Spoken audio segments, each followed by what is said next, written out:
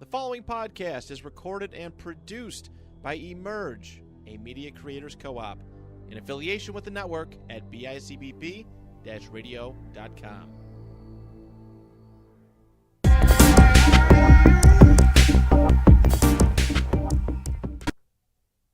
Hello and welcome to our second season of the Big Guy Podcast, technically episode 32. It is I, Mike Pareto. Alongside me, as always, is Nico Salambeni. We have special guest. We have CFL quarterback of the Toronto Argonauts, Ben Holmes, on for today's episode. How you doing, Ben? I'm good. Thanks for having me, guys. Yeah. Before we start, I just want to say, I know we talked about it a little bit last episode, but thank you to everybody who's chimed in so far. Season 1 was a great success. Now the Super Bowl's over. We're not taking a break. We're going right into Season 2. And, yeah, a lot of big things coming. We got our Spotlight series, got our regular Wednesday shows. But, yeah, excited to unpack what we have going on the rest of this season. But, yeah, I'm excited. So let's talk about you, Ben. Tell us a little bit about yourself. Yeah, I was born and raised in Orchard Park, played high school football for Orchard Park. And, it's been a wild journey, and we'll probably get into some of that a little later. But, found my way back living in Orchard Park after signing a little extension with the Argos. So I'm happy to be back. Congratulations on that extension. In college, you spent 2 years at Tarleton State and had just shy of 6,000 passing yards and a 62-9 touchdown interception ratio. Tell us about it. What was the recruiting process like from high school to college? Yeah, I went to a junior college first. I went to Nassau Community College, played there for 2 years. And then I was committed to Stony Brook. School was not my strong suit, so I couldn't get into Stony Brook. And then I was kind of on the couch just waiting around, and I got a DM on Twitter from a coach down at Tarleton, and he was like, "Hey, we need a quarterback." And I was like, "Well, I'm your guy." So I showed up, and kind of the rest is history. And had two really good seasons, but two seasons that I'll probably never forget too. So, all right.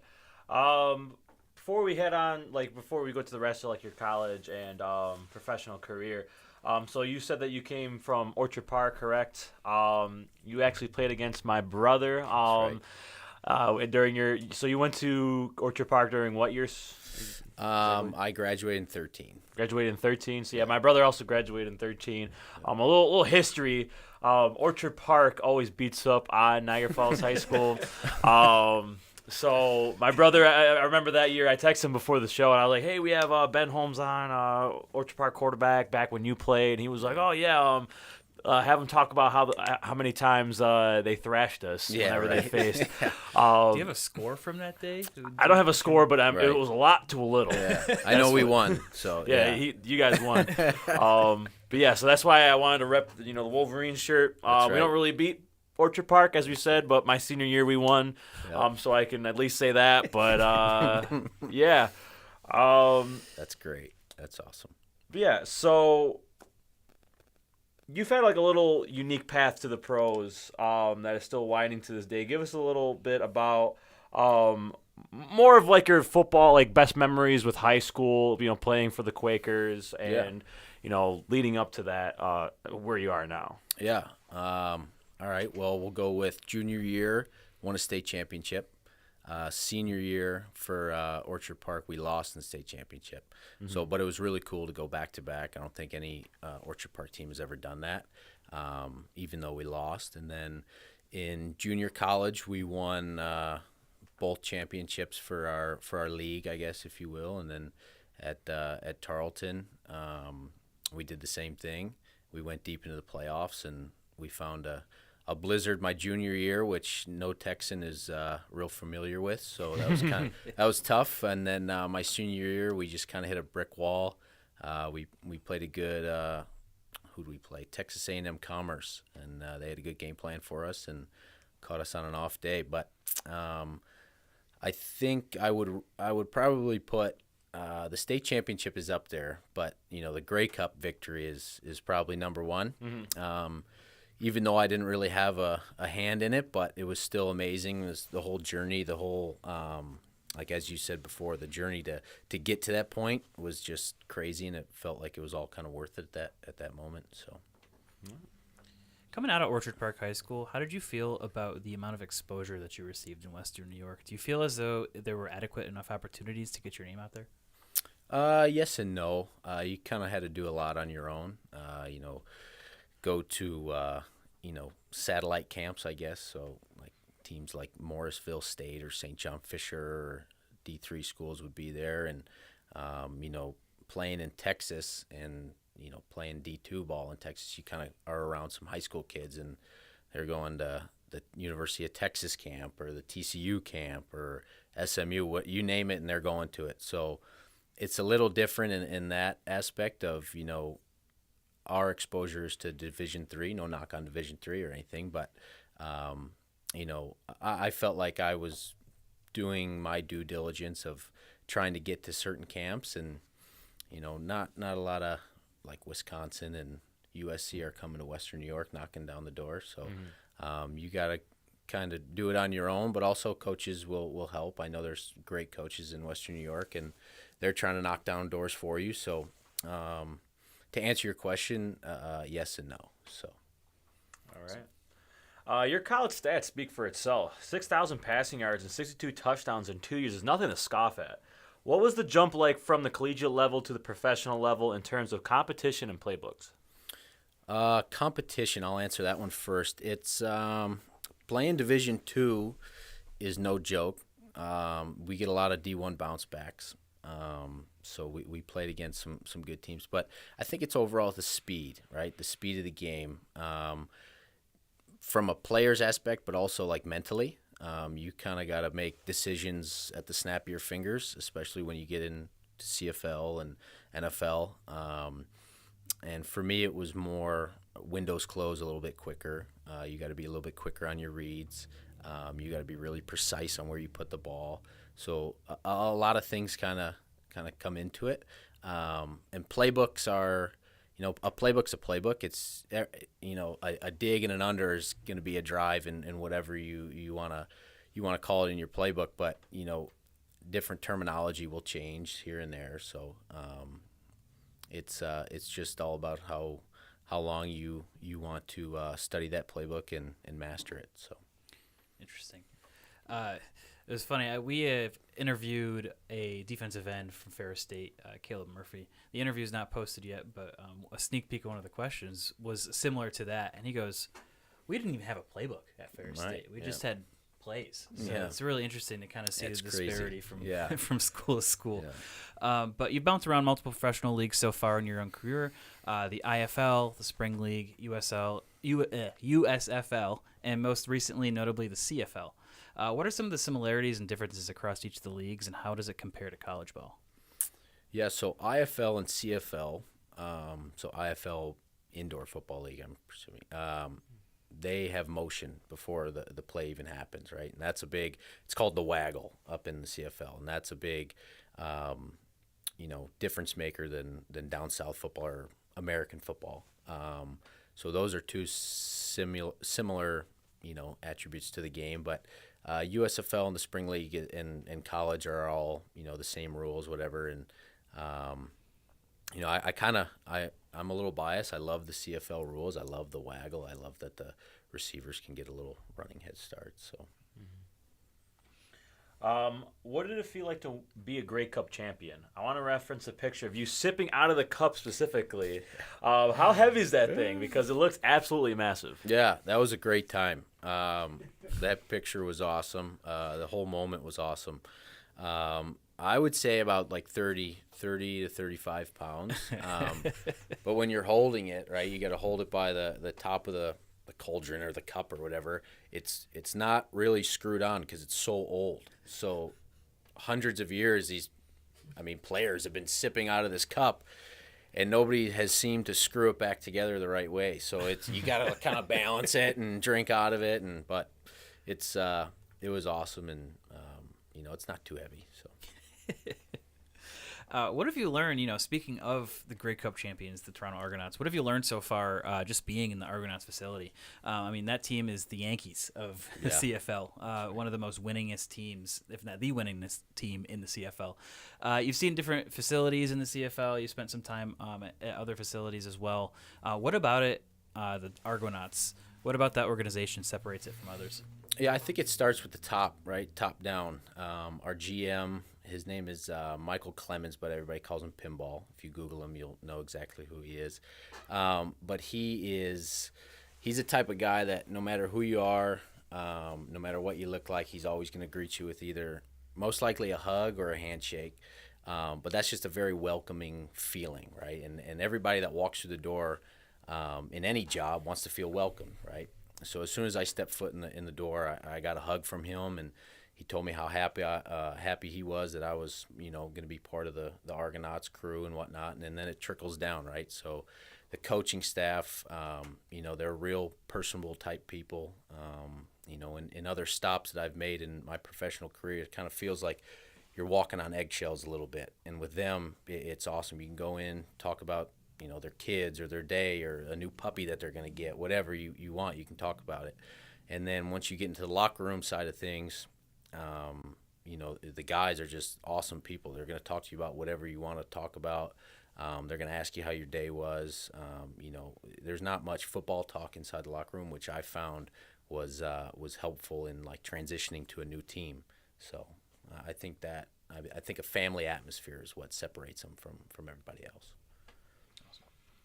All right. A couple notable gameplay differences in the CFL I want to ask you about. The first one being the uprights in the front of the end zone. Yeah, it's crazy. It's crazy, right?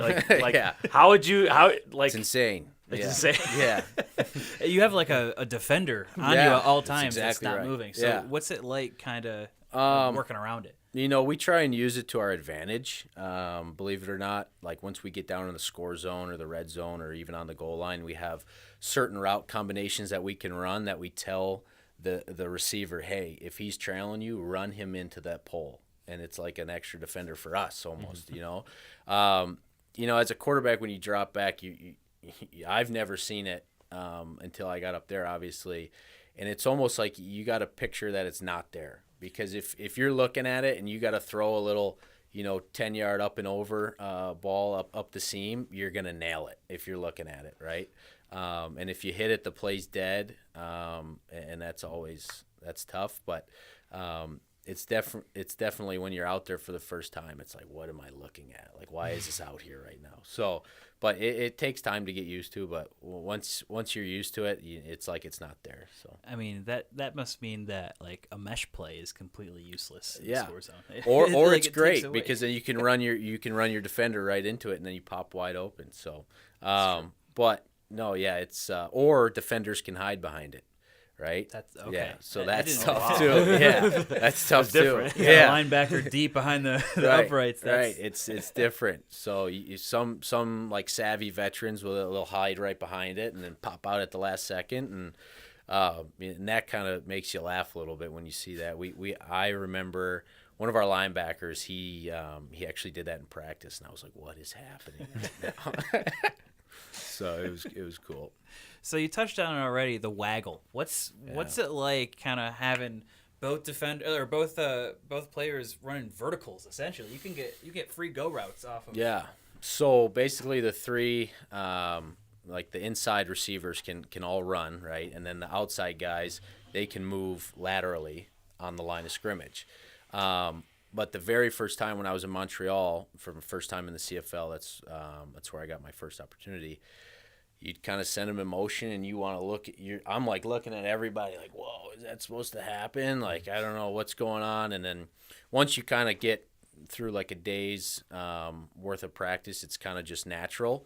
But then they start, flying in front of your face, doing jet sweep motions and stuff like that. It's crazy, but it's an advantage to us. Obviously that downhill motion, it kind of gets defenders on their toes a little bit, on their heels. So it helps, but also the DBs that are covering them are spectacular athletes too, because it's no joke trying to cover that. So. I mean, I'm just trying to. I'm just like I keep thinking about this goalpost thing. Yeah, like, it's crazy. Just like imagine if that's in the NFL, right? You see Right. like Fred Warner or like somebody along that nature he's- just hiding behind the Yeah, he's goalpost, ducking behind it. and then right. he just comes out the cut and just You're running blows around, it you up. get That's blasted. right. It's insane. yeah. Oh my god, I can't wrap my head around it. I'll have to send you a clip. Yeah, send us a clip Someone because I'm doing it, really yeah. I'm really It's intrigued. hilarious. Yeah. I'm sure on YouTube there's a compilation of them somewhere. Yeah. Defenders, peekaboo. Exactly. So what's next for you professional football wise? Do you have eligibility to give the XFL a stint, giving an opportunity, or is your off season dedicated for prepping with the Argonauts for next season? Yeah, that. I'm not even looking at the XFL or the USFL. I'd love to make a super long career out of the CFL, and I think you can do that.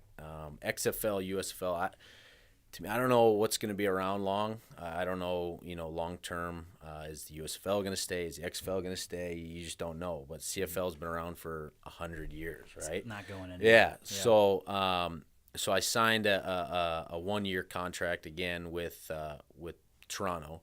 So this whole offseason, I'm back and forth between Toronto and Buffalo every Tuesday, Thursday. I'm up there with the coaches watching film and, trying to get certain players signed up there and pull them away from the XFL or the USFL. So it's been a great offseason so far. I've spent it training here, and I told my family, I got a girlfriend and a little daughter. I told them if I was going to sign back with Toronto, we're going to move up here, and that's what we did. And I just wanted to show them how dedicated I was to, perfecting the craft and playing for Toronto. So, to answer your question, just going to dedicate it to playing up there. So. Yeah. So run it by me just real quick because we saw that you were drafted pretty early in the USFL draft by the New Jersey Generals, correct? Yeah. So just walk me by like that experience. Yeah. So I got drafted 4th overall with some pretty big names. Some of those guys, if not all of them, transferred over to the XFL, or I don't know if transferred is the right word, but it was cool. It was a cool experience. It was kind of like the biggest moment of my football career was right then and there. And it all kind of went away with a toe injury, which kind of sucks. But other than that, it was a great experience, and those guys are first class people. So Daryl Johnson is the guy that kind of runs the whole USFL, and he was first class from day one. So nothing but good things to say about the USFL. It just didn't work out, and I've never been a guy to kind of look in the rear view. So I'm looking forward to another great season with the Argos. So. Yeah. Like you said, from that point, I mean, the CFL, the job security even That's is right. there. And Yeah. I think that's more secure as, you take the player aside and names aside, just like being like a father and being, Right. someone there for your family, that's got to be huge for them too. Yeah, a little bit be more in stability, Yep. right? Yeah. So. Because you look at like all these other leagues, you had like the AAF that was around for one season. Yeah. That thing, Yeah, like 4 sizzled games, out. right? Yeah, it did not last long. You never know. I mean, the arena football league is coming and going. I guess it's like renewed Right. now. Right. So we'll see that eventually. But God I mean, bless those players. Oh Yeah. my goodness. I was there for 2 weeks in Arizona, and I came out of halftime the one game, and I was like, oh my, I don't know why I'm here. I don't know what's going on. I need to sell real estate or something. Yeah. And then I finally went home, and I was like, gosh, I don't know if I can play in this league. It's just brutal. I saw our one quarterback got absolutely just nailed into the side of the boards, and the padding wasn't right, so he got hit right into the hockey board, and I was like, yeah, I'm out of here. So Yeah. I went to the spring league after 2 games of arena. So, but yeah, God bless those players. So, and there's some actually really good players in the indoor football league. It's just you never really hear about them. Say a guy like Brandon Redford, you work with him at all or know of him? No, I've heard the name before. He's from this area. Yeah. He had a career for himself in Yeah. the indoor league. But Right. I could not imagine. I mean, that's got to. It feels like a gladiator. Oh like, yeah, that's Isn't exactly Johnny what it Manziel is. in the IFL? Yeah, Or- he did like the fan controlled league, I guess. Yeah. It's like a different version of indoor football. Oh, so, okay. Yeah, it's I had a couple of buddies that played in there, and it's different, but they're kind of getting more exposure than any other league. I would guess, because like Quavo and all those guys are kind of behind it. So yeah, I don't know. Would you say now that there's kind of like more opportunity than ever for 100%. different types of professional It's leagues? it's the best time to be a blue collar football player, right? If you're not a first round to 7th round draft pick, and you're not a sought after free agent, you can go play in the indoor league. You can go play in the XFL, the USFL. You come up to the CFL. Even like the European League is getting backed by the NFL too. So there's a lot of opportunities for players, and back in the day, I don't think that was the case. I think it was either NFL or CFL, and now there's different outlets. I prefer NFL or CFL, but that's just me talking. So, but yeah, I think it's great. It's great for like I said, it's great for the blue collar football player that's not a Division I Alabama football player. You know what I mean? So I want to ask you a non-football question now. Yep. So since you're from the Buffalo area, what is your favorite wing place? Wing place. Wing place. Wow. I had to switch it up. Yeah. So me and my quarterback coach in Toronto have this great debate. He coached for the Bills, actually. His name's Mike Miller. Coached for the Bills back in the day. And his favorite place is Duff's down in Orchard Park. Like Really? the original Duffs, or like Yeah, the Duff's and OP. Duffs and OP. Not my favorite. Yeah, I was gonna say. I'm there with you. Not my favorite. He likes it because I don't know the sauce he gets, but I guess they got some waffle fry that he just drools over. So he's a great guy. I just don't agree with him with the wing. questionable Yeah, activity, yeah. exactly. Yeah. I took him to Bar-Bill, and he loved Bar-Bill. And I love Bar-Bill. My daughter loves Bar-Bill. But she doesn't eat the wings. She eats the fingers. Yeah. And all my buddies, from Orchard Park, that's where we go is Bar-Bill. And I would have to say that's the spot for me. I haven't been to, I think, what's it called? Mamosers and Elmo's or yeah, in Hamburg, and then Elmo's. I've heard of Elmo's more up this way, right? It's by it's right off of Millersport Highway by UB. I haven't been I haven't been taste testing in the North Towns too often, but I'll have to give it a try. hey, if you had Bar-Bill, then you've already had the Right. pinnacle. That's the running consensus so far, because we like to ask like a lot of the Buffalo natives. Yeah. Like What do you guys say? I say Bar-Bill. Bar-Bill hands down. It's Bar-Bill. Oh, really? We gotta the get- one I in think- East Aurora. Oh yes. Right, there's There's two two. now. Yeah. Yeah, Gotta there's get one. the OG location. OG is East Aurora, Right. and then they opened up a new one in Clarence. So the one in Clarence, I mean, Not it's bad. it's pretty good. We gotta get It's our up there. sponsorship from our Bar-Bill. Listen, think- I would love it. What's your flavor? Ooh, so I was there a couple weeks ago. I did the medium hot. Medium hot was pretty good, and then we had the honey Cajun honey butter barbecue. Cajun honey butter barbecue. Yes, that's what it was. Yeah. That was amazing. So my buddy Nick, he gets that, and I'll be eating my wings like a normal human, and I look over at him, and he's crying. He's got tears, snot coming out of his nose. I was like, yeah, that's a little too much for me, but I do the honey butter barbecue. Lately, I've been doing the fingers, which is probably not okay with some of the fans, but the wings are always great. But I get the fingers and I share them with my daughter. So you got to have their blue cheese. Their blue cheese is hands down the best, right? So. And the sweet potato waffle fries are pretty dang good too. Those are dangerous. Yeah, right. Yeah, I could eat friggin' hundreds of them. So. This is free advertising for Bar-Bill. Yeah, that's right. Send me a T-shirt or something, right? Yeah. You bring any Argos down there at all? Yeah, no, I have not. There's a couple guys that definitely want to go.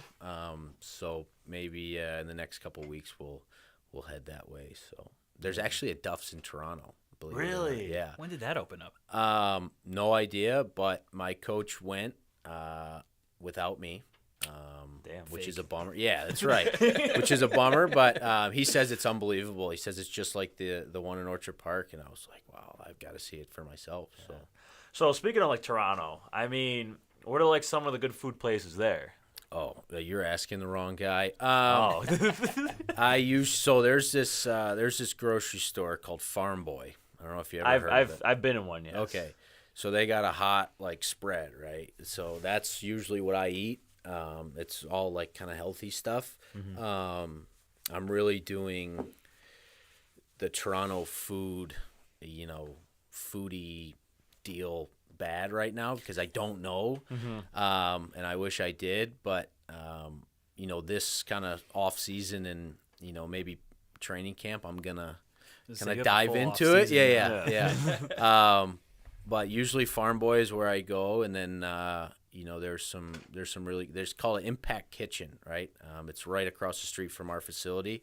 They got really good green juice, so green juice. I'm kind of a health nut during the season.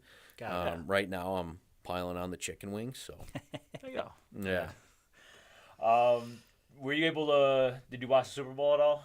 I watched a little bit of it. Like I told you guys before we hopped on, football consumes my life for 7 months, right? So I'm watching film from sun up to sundown, and the last thing I want to do is when the season's over is watch more football. Right. So I'd rather watch golf or watch paint dry or something. But well, it's like work for you at that point. Right. And then like you probably ask anybody else, like when you're watching film from like a professional standpoint, I'm breaking it down like as the game is going, and I don't want to do that. So I watch some of the Super Bowl, and I'm breaking it down. I'm writing in my little book that I write in. I'm like, why am I doing this? Like, I got to stop. So then I went and played with my daughter for a little bit, and then.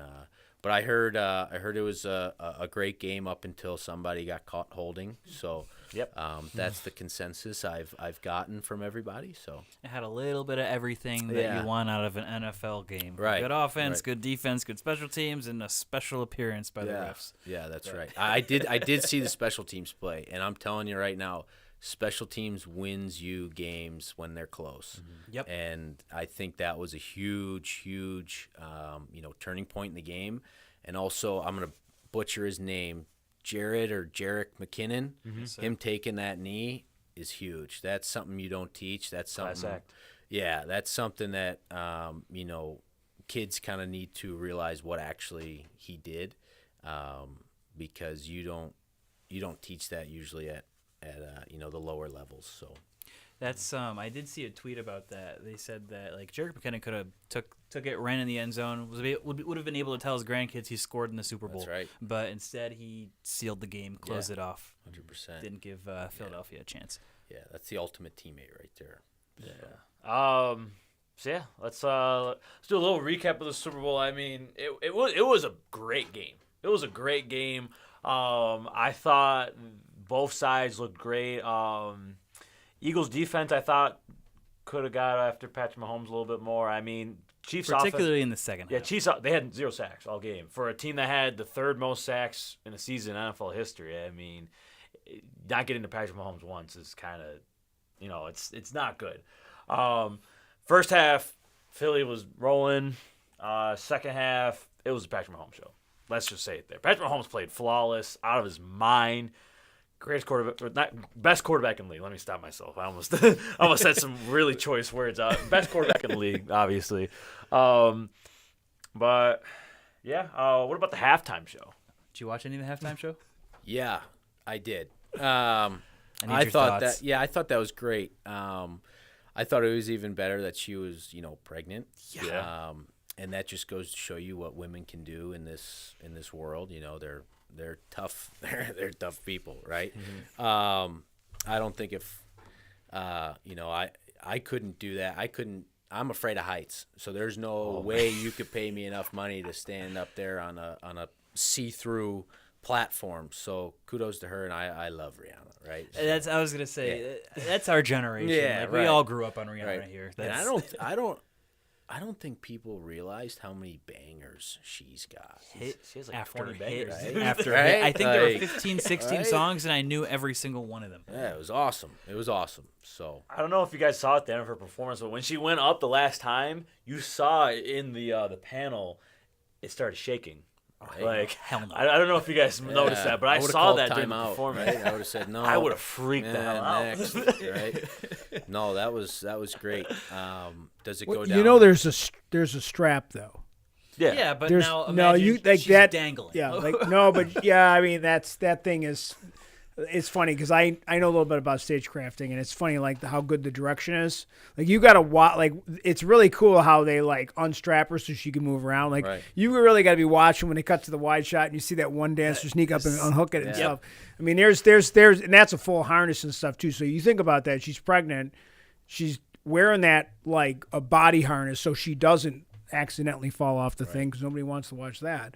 So no, it's pretty amazing. Although there's all that talk today because they saying that all that stuff destroyed the turf. The turf, yeah. The turf. I saw some people slipping on that turf. Now I don't know if it was like Terry Bradshaw or whatever, saying that they repainted it like hours before the game or something. I don't know what happened, but there was a lot of people like Jalen Hurts like switched his cleats out, I guess. Yeah, every quarter. Deeper cleats. Yeah, that's crazy. Is CFL turf or artificial? Some teams are, some teams aren't. What do you prefer? We play on. I love grass, like natural grass.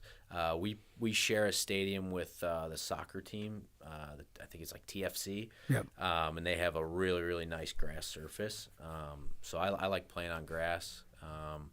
Turf, it kind of hurts a little bit extra when you get hit. So and then you got turf burn for. Well, that's the big year. talk. I think that's why they're trying to move to grass in the NFL. I think. And I think it's a little safer on your body too. Well, and I feel like it's weird because I'm a big soccer guy, so I know a little bit how they do the turf in Europe and everything. And I just think the NFL is just going to have to they got to go over there and talk to some of the European dudes because those guys understand how to grow grass in the wintertime. They can grow grass anywhere.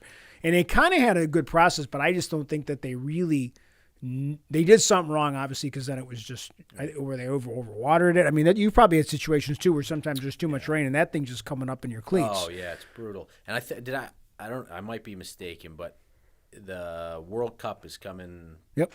I think to Dallas, and I think the World Cup committee said that surface wasn't playable for their guys, right? So why is it okay for football World players Cup in 2026 is coming to North America. Right. So Canada automatically gets a berth. The United States gets a berth. And Mexico gets a berth. Right. Because the three countries are hosting it. So Toronto and Vancouver actually are going to be hosting games. So it's going to be interesting if they decide, because if they're going to be in Toronto, it's either going to be where you play, or it's going to, or it was going to be that stadium. Yeah, I was just wondering if they're going, or if they'd use the Toronto FC stadium. Yeah, I'm pretty. That's where we play. Oh, okay. It's called BMO Field. Yeah, BMO. I've been that field. That's a beautiful stadium. It's awesome. I mean, back in the day, I used to go to that stadium when it was the C&E stadium. Yeah. And then they tore it down and built the Toronto FC stadium. Yeah, so that's pretty cool. It's a great stadium. It is a fun stadium. Yeah. It's a really good place to go watch a sporting event. It is. It really is.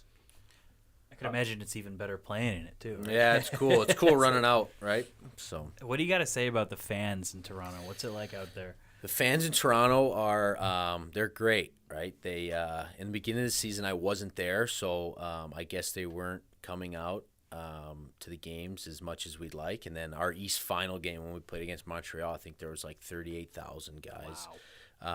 Or fans in the stands, right? So that's always great to see. And then I think winning the Grey Cup will help, attract more, butts in the seats, So, but yeah, I think the Argo faithful is some of the best, if not the best in the CFL. I think the top one would be maybe Saskatchewan, over there in Regina. I think that's the mecca of the CFL, I guess. I don't know how your knowledge of the CFL or anything is, but I guess they get some pretty good numbers. So, yeah. Well, you got a couple fans now. Yeah, for sure. For Toronto. Yeah, of course. Yeah, we love going to Toronto. Yeah, definitely. Now going back to the Super Bowl, do you think? So, who won MVP? Patrick Mahomes. Of the whole NFL.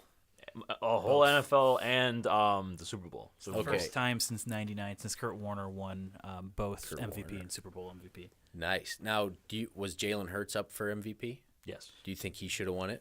That's a huge debate. He should have won it if he finished the last. So he missed the last 2 or 3 games of the season. I think if he played those games, I think he should have won MVP. But I think with Mahomes, finishing the season how he did, and Hurts not finishing the season, it kind of hurt him a little bit. Now, do you think the Chiefs get to the Super Bowl without Mahomes? No. Not with Chad Henne at the helm. So Chad Henne's retiring. Right. He is. Do you think the Eagles get to the Super Bowl with their defense and without Hurts? That's a tough one. I mean, depending on who their quarterback is. I mean, Jalen Hurts accounted for a lot of that offense. Right. I mean, I'm not knocking their running game at all, but you've seen in the Super Bowl, Miles Sanders had like 3 carries for not even barely positive yards. I think Jalen Hurts threw the ball 50 times. It was pretty close to it. It was, you thought going into that game, Philly was going to go run heavy, but that was a pass heavy attack, and Jalen Hurts looked amazing. Right. So to reach the Super Bowl, I'm going to say without Jalen Hurts, no. No, yeah. So that's how usually I would go off of MVP or whatever MVP, like in the NBA or hockey or whatever. Mm-hmm. Like if you look at it like, okay, boom, does X player's team reach the ultimate goal without him? If not, there's your MVP, right? Like I like the reference in that case, like when Philly made the Super Bowl the last time with Nick Foles. I mean, if you have a guy that comes in and is a game manager and he does what he needs to do, doesn't make big mistakes, and his surrounding cast is great, then I think they could pull it off. Yeah. But Jalen Hurts, no. But if they had a backup or a guy that can like fill in. And kind of like how Brock Purdy was. Exactly. Brock Purdy came in, odds were against him, came in and almost brought him to the Super Bowl. Right. And he's a special player too. Yeah, he's good.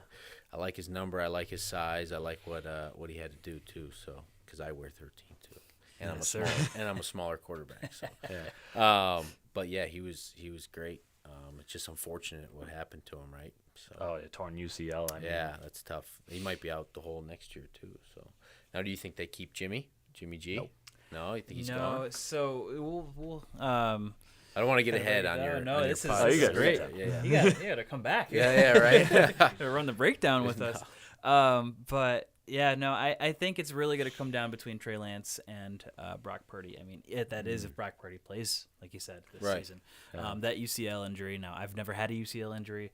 I don't know. You've probably played around people that have had it. Yeah, never played with anybody that's had it, but just being a rotational throwing athlete, like you understand how much you need it, right? That's huge. So there's a few stories of guys that have played the quarterback position or even like baseball players, and they never throw the same. So you hope and pray that that's not the case with him because he is a young guy and he's a great player. So you hope he makes a full recovery. If it's not next season, hopefully the season after that, right? So, see what happens. Hopefully he's still got some game in him. With Trey Lance too, he's such a giant unknown. Right. Like he played 1.5 games, 2 games, and you can never go off that. Exactly. Right? You can never go off that. Exactly. You got to have a full body of work. That's what I've always believed in too. So. I think going in for the 49ers, we're going to touch on it a little bit more when we get to our, war room and stuff like that, our next segment coming up in the next couple of weeks. But, I think training camp, they should both – if Purdy is available to be out there for training camp, I think they both – I wouldn't give somebody, more reps than the other guy as of right now. I think they should battle out, give them both a fair shot because you look at what Purdy did, and then you also got to look at what you gave up for Trey Lance too. You gave up a good chunk of your, your future with giving up and picks with Trey Lance. So you invested a lot in Trey Lance, and then you also have Brock Purdy, who was just diamond in the rough. Right. So I think you give both guys a shot, given that they're both healthy because they're both coming off big injuries. That's right. I think you both give each other a shot. I think Lance might be a little bit more ready injury-wise than Purdy, so that might give him the advantage. Now, if Purdy's not healthy, do you keep Jimmy? Kind of like they did this year, like as a little insurance policy. It depends on what he's looking for and what they're sitting at cap-wise. Because Jimmy could probably go and start for another team for sure. Oh yeah, he could. So yeah, right. So yeah, it all depends on what he wants. I mean, he could probably do the same thing as he did this year, play as a backup, and then when his number gets called, he comes on and balls out. For sure. But at some point, he's what, 30? He's 30. Here's 31? the question I'll ask. He's 31 years old and 113 days. Thanks, Spot Track. So he's a free agent this offseason. Now, if they want to bring him back in, it's probably to look like in the realm of $35 million. Yeah, that's a lot of money. Unreal. And I don't know if San Francisco has the cap for that. Because now you bring in CMC. Right. Other guys are up for contract, too, coming up. I mean, and plus you got to still, they didn't make the Super Bowl. So you still have some areas where you need to, improve on. So me personally, I think you let him test free agency. You see how Lance and Purdy's injuries progress in the next couple months. And then you kind of go from there. Yeah. But I think the Jimmy G era in San Francisco should come to an end. Yeah. Just because of their future. They got two great quarterbacks. Right. I mean, with Lance, we don't really know, but he was a top 10 pick. So. Yeah, for sure. Yeah, we'll see. Now, assuming you guys are Buffalo Bills fans, did you see who we just got as our receivers coach?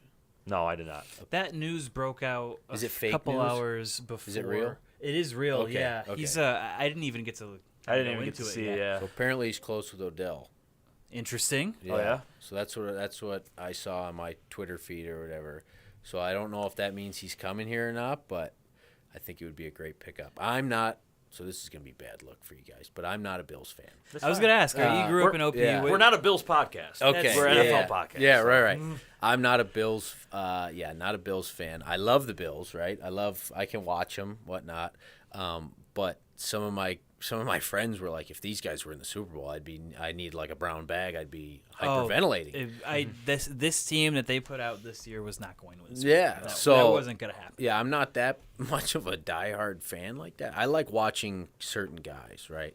I don't really have a favorite team, but I like watching Rodgers, right? I like watching Kyler Murray sometimes when he's not running around for his life.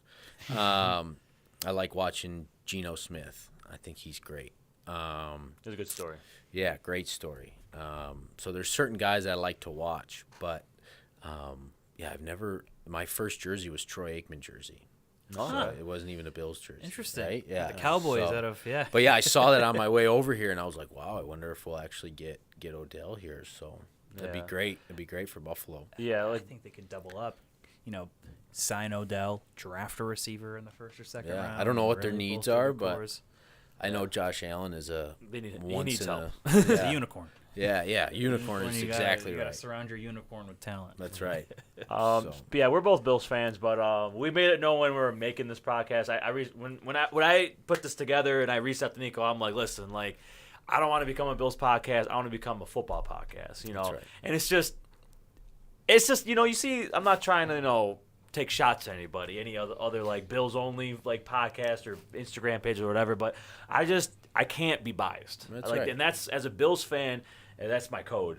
I will There's never, something I'll like never be 17 Bills podcasts. Yeah. That's the thing. And then they all I've done, because obviously I run the studios, so I do a lot of research on other podcasts just to see what's out there.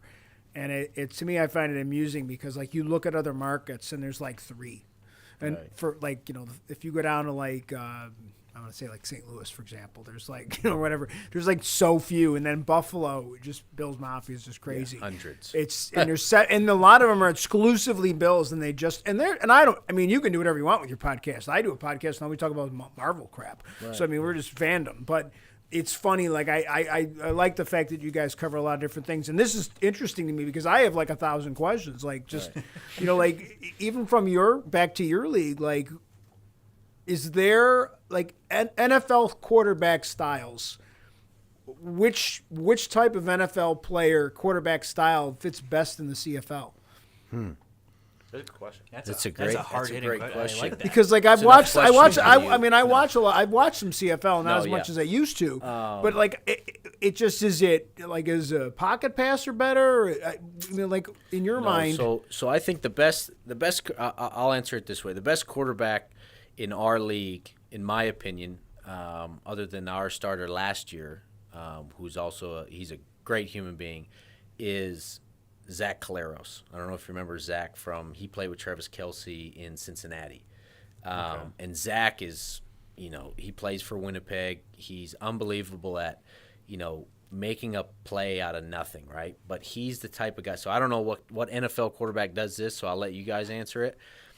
He moves around in the pocket in such a way where he's not going to, get on the edge and run. He's going to get on the edge and throw, right? So he's not looking to scramble. He's looking to break, contain, and throw it down the field. So I don't know who maybe Kyler Murray. Yeah.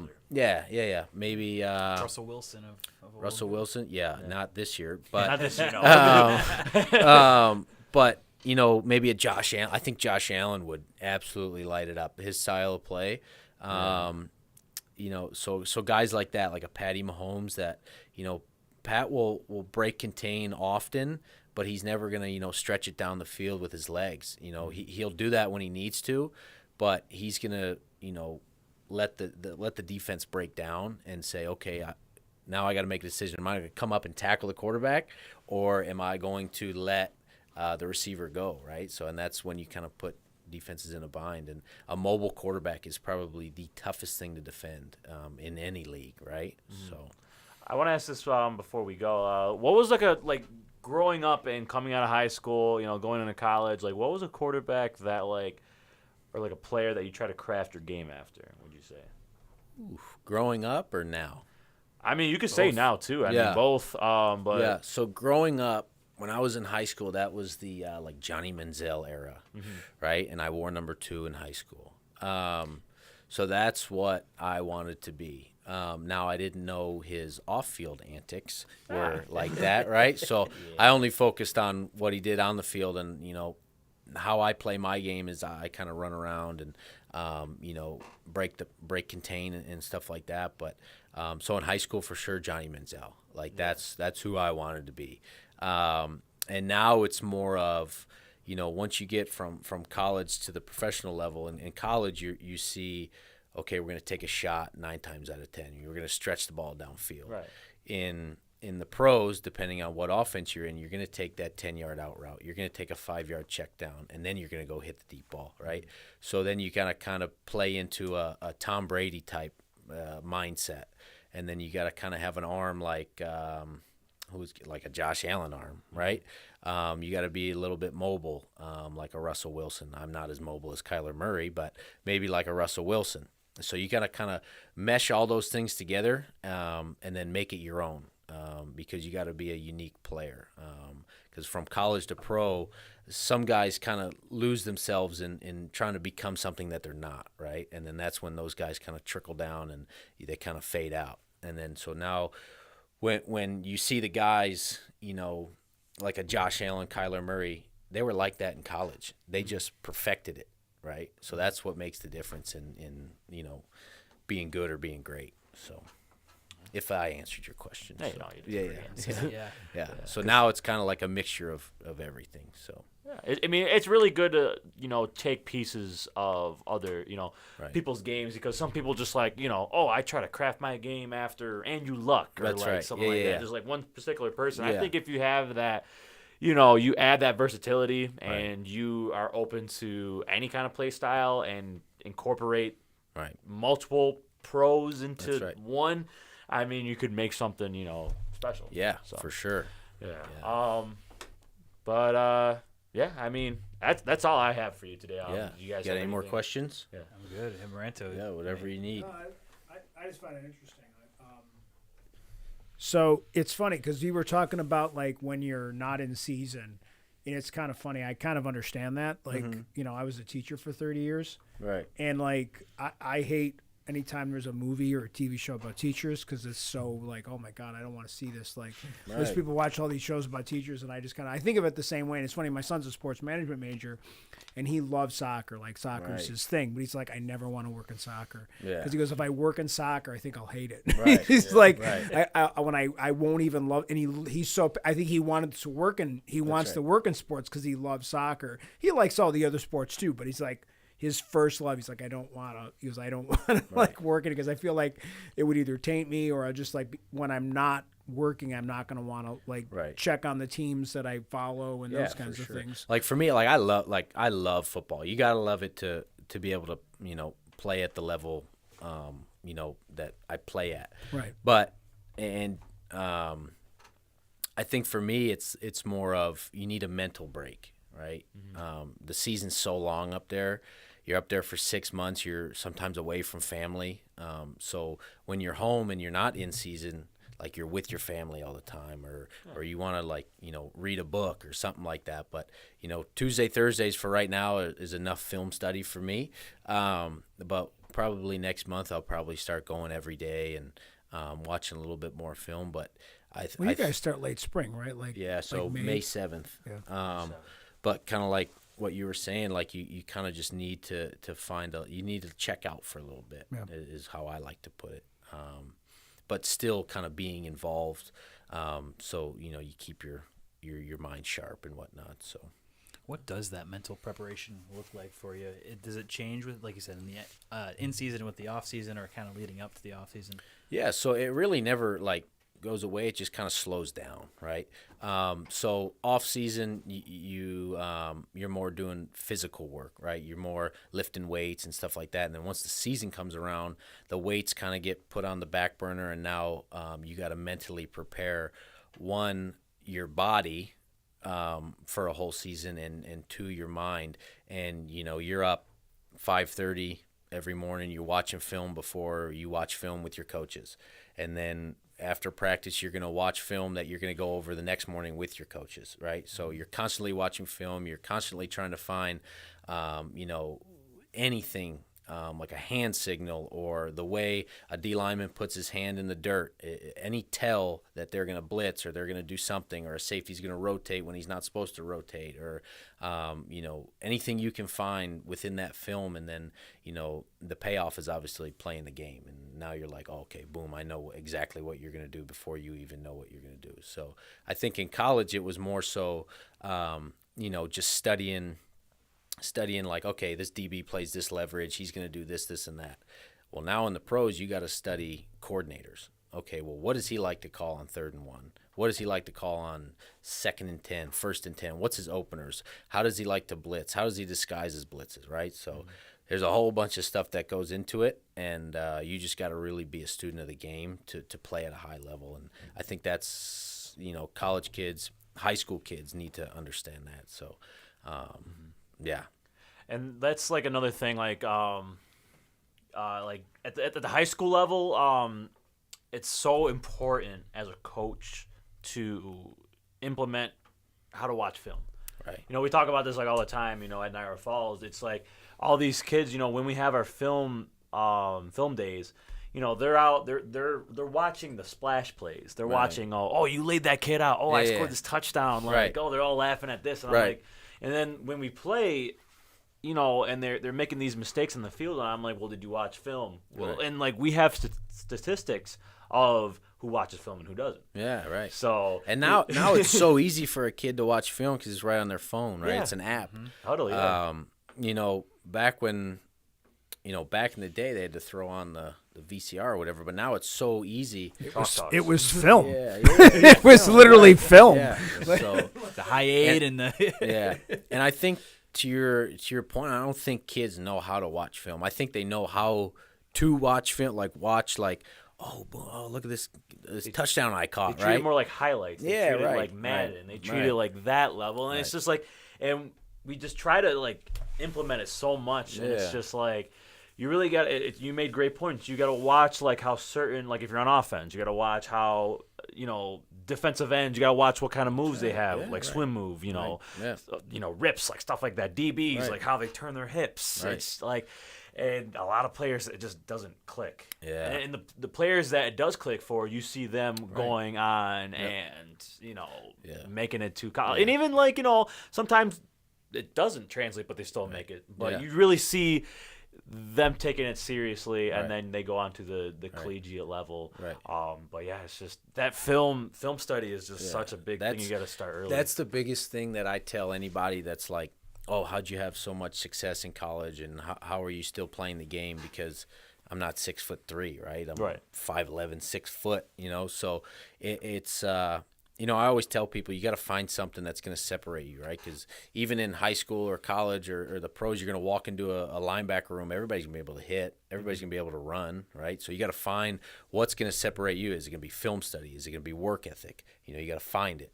So a lot of people need to figure out at a young age, okay, I'm going to have to make some sacrifices, and I'm going to have to watch a whole lot of film, right? Because you're not going to always be the gifted athlete everywhere you go. Even if you go to like a Buff State or a Brockport, the kids that are being brought in are like the best at their position from their school, right? Mm-hmm. So it's some kids are in for a rude awakening when they go play college football, and other kids kind of understand it.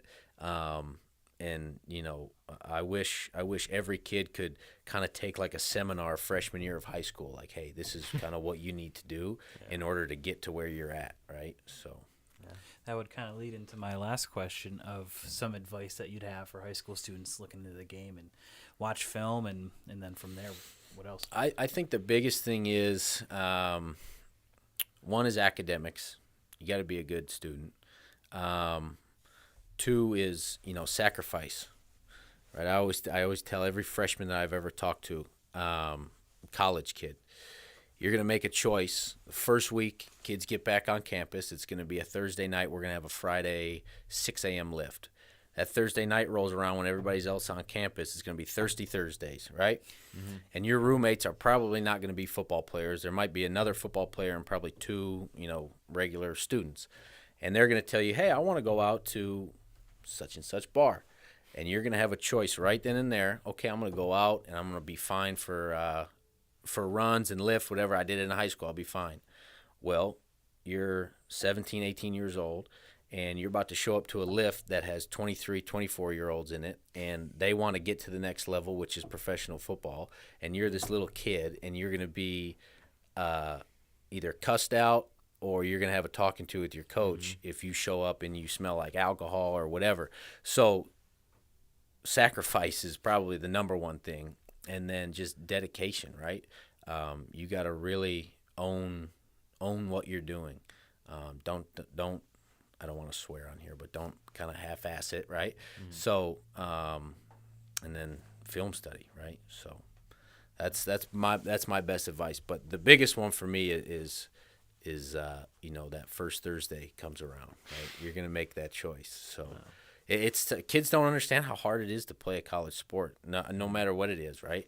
Because when you're probably the best kid at your school, right? And then you show up to college, like I said, and you kind of don't. All the best kids in school. Yeah, you don't know how to deal with competition, right?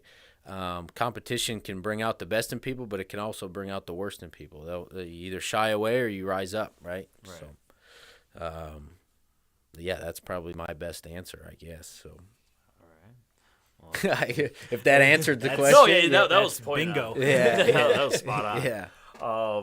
But yeah, I mean, I don't want to keep you too long. Get you back to OP with your wife and kid. Yeah. And anything else you want to add before we sign off? I don't think so. If there's anything else you guys need to ask or whatever, but yeah, it's been great. I really appreciate you guys having me on. I appreciate you guys for you coming in. Yeah, no worries. Yeah. Well, good luck this season with the Argonauts. We'll make our way up to a game for sure. Oh, for sure. Yeah. It'll be a good time. It'll be a good time for sure. Yeah, for sure. Yeah, I've never been to a CFL game, so I'd love to check it out. Yeah, I'd love to check it out. Yeah. So check this interview out. Hopefully next day or two will be on YouTube, Apple, Spotify. It'll be available. And also, while you guys are here, check out, we just posted today our interview with Ball State defensive back Nick Jones. That is also out, so, go check that out as well. And content to chew on post Super Bowl. Just when you thought football was over, no, it's not. No, it's not. Never over. Never ending sport. That's right. I got more interviews coming, spotlight interviews, and we'll see you guys next week. Thank you, Nico. Thank you, Ben, for coming on. Thank you, Moranto and Emerge. Thank you, Matt Johnson, BICBP Radio Network. We'll see you guys next week for episode 33 of the Big Yak Podcast. See you guys later.